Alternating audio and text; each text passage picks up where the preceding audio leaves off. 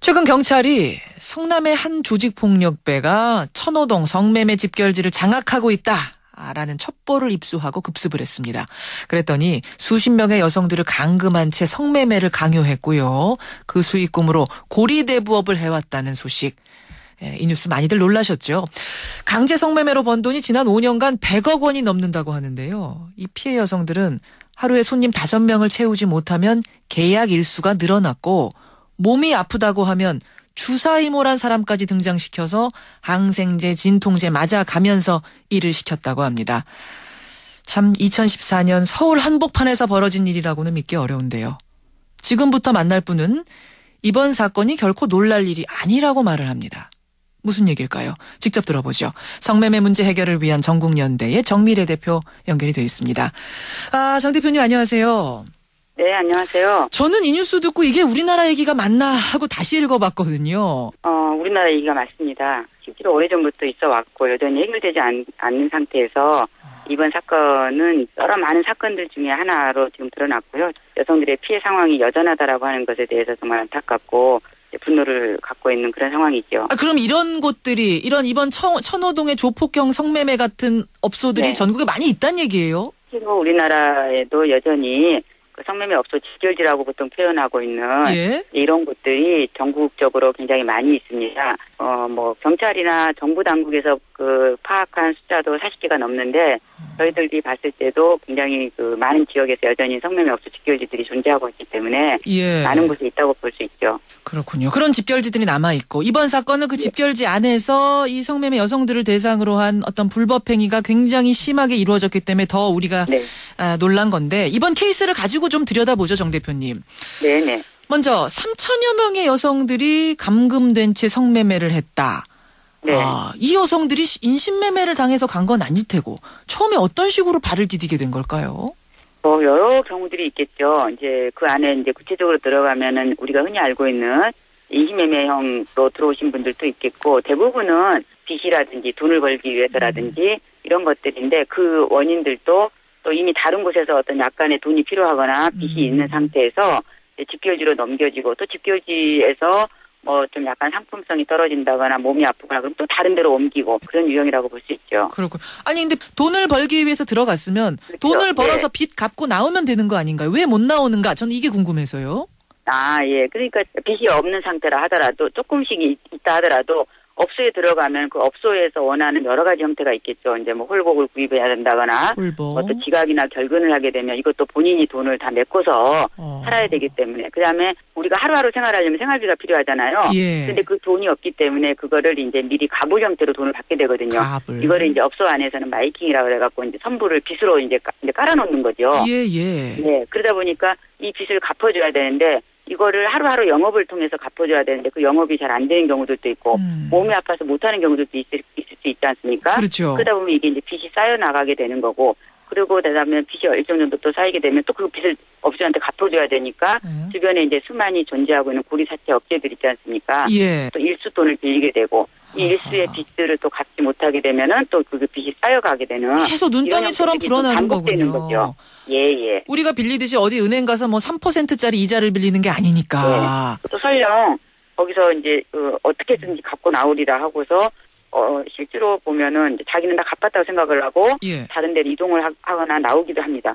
그런데 얼마 있다가 좀 생활을 하고 있는데 예. 몇 년 전에 자기가 썼던 자기가 기억하지도 못하고 자기는 갚았다고 생각을 했는데 예. 그 차용증을 들고 다시 찾아온다거나 또 전화를 걸어서 네가 어디 있는지 안다.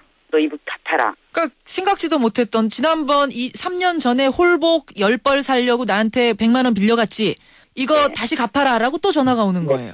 네네. 빠져나갈 수 없는 식으로 계속해서 뭔가를 만들어내는 거군요. 그렇죠. 그리고 이제 알겠습니다. 결혼해서 사시는 분들 같은 경우도 주들은 어떻게 찾아냈는지 여성이 살고 있는 집도 찾아내고 연락처도 찾아내가지고 전화를 걸기도 하고. 결혼해서 사는데요? 네. 그렇게 해서 찾아오고 집에까지도 쫓아오고 가족들한테 알리겠다. 남편한테 알리겠다. 아니면은 네 남편 직장이 어디냐. 이렇게 얘기를 하면 이 여성은 예. 그 사실 확인하고 상관없이 두려움에 떨게 되니까. 그렇죠. 당연하죠. 어디에 도움을 요청할 때도 없고 하니까 이제 저희 상담소로 연락을 한다거나 예, 예. 저희 지역에 있는 단체들한테 연락을 하거나 도움을 요청하는 그런 경우들도 많이 발생하고 있습니다. 알겠습니다. 일단 돈으로 이제 그렇게 사람을 묶어놓는 거고 지금 이 천호동 텍사스촌에서 벌어진 일을 보니까 손님을 네. 하루에 5명씩은 기본으로 무조건 받아야 되고 심한 날은 네. 16명까지 받았다. 이런 증언들이 나오네요. 이럴 수가 있습니까? 네, 일반인이 생각하기에는 좀 어렵겠지만 업소 안에서는 이제 계속해서 시간 단위로 예. 영업행위를 하는 거기 때문에 그 여성이 빚이 많거나 이렇게 될 경우에는 이제 원하지 않는 상태에서 계속적으로 손님을 받아야 되는 그런 상황이 발생을 하는 거죠. 만약 몸이 너무 아파서 이것을 안 하게 되면 거부하면 어떻게 됩니까? 이제 그런 경우에는 뭐 이제 주사이모라든지 그 주변에 이제 일상적으로 그 연결되어져 있는 그 주변에 그런 분들이 있습니다. 주사이모가 뭔가요? 이거는 이제 직결지라든지 이런 데를 돌아다니면서 예. 병원 치료라든지 이런 것들이 이제 필요한데도 불구하고 예. 병원에 보내주질 않고 그 사람들한테 이제 각성제나 항생제 정도 이렇게 한 대 맞으면 이제 좀 괜찮은 것처럼 보이지 않습니까? 그렇죠. 그렇기 때문에 이제 그런 사람들이 돌아다니면서 주사를 놔주기도 하고 뭐 응급하게 필요한 약들을 제공하기도 하고 하는 사람을 이제 일명하여 주사이모라고 보통 표현을 하죠. 이거는 불법적으로 이제 의료법 위반 행위를 하고 있는 거죠. 그럼 이 주사이모라는 게 이번 사건에서 처음 등장한 게 아니라 옛날부터 있던 거예요? 예, 전에부터 많이 있었고요.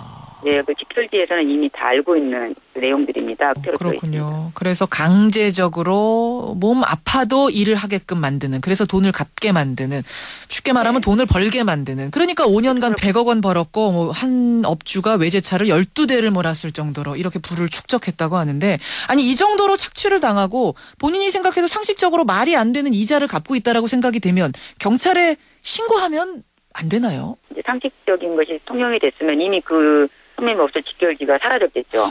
법에 의해서라도. 근데 여전히 거기서 영업이 되어지고 있기 때문에 실제로 이제 단속이라든지 이런 부분들이 제대로 안 되어지고 있고 신고를 한다 하더라도 피해 입증을 하지 않으면 이 여성도 당신도 성매매 행위를 했으니까 이제 성매매를 한 행위자가 돼서 처벌받습니다. 이렇게 되고 있기 때문에 성매매 특별법이라는 게 그러니까 성을 판 사람 산 사람 다 처벌을 받게 돼 있는 거니까. 예. 그래서 피해자라고 하는 거는 강제 강요 이런 여성들은 피해자로 복하도록 되어 있지만은 자기네들은 이 성매매 하라고 시키지 않았다.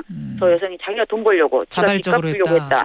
예, 이렇게 나오기 때문에 이 피해 입증이 어렵고 그렇군요. 그러면 이 여성들은 고스란히 또 그런 부담을 안고 해야 되는 문제가 있기 때문에 그 법에 그 보호를 받는다거나 법의 지원을 받는 것이 좀 어려워지는 부분이 있고요. 두 번째로는 설령 내가 이제 피해를 입어서 이걸 도움을 받는다 하더라도 나중에 사후에 가족들한테 알리겠다거나 주변에 알리겠다거나 이런 문제 때문에 쉽게 법의 도움을 받기 어려운 이런 알겠습니다. 알겠습니다.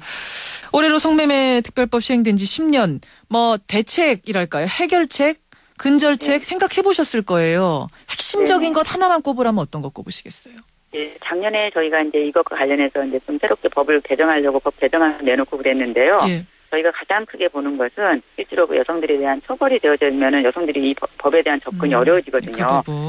성매매 여성에 대해서는 그 처벌하지 않도록 하는 이런 것들에 대한 운동들을 좀 진행하고 있습니다. 알겠습니다. 여기까지 말씀 듣도록 하지요. 고맙습니다.